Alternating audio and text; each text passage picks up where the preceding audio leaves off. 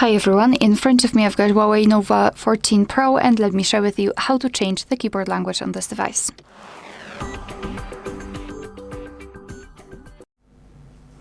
So let's begin with opening the settings.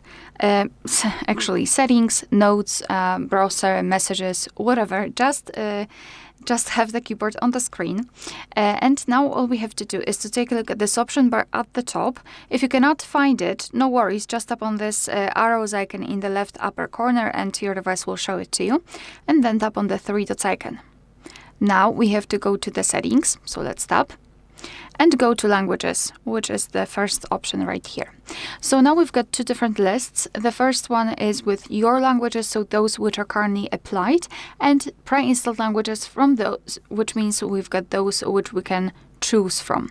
And basically right now I've got Polish and I'd like to set English. So all we have to do is to scroll down, find the language that you'd like to apply. So in my case, it will be English. Let's tap on it. Your device will apply it. Let me close it. Let's go up. As you can see, we've got English language and Polish. And if you want to use only one language, simply tap on the switcher next to the language that you'd like to turn off.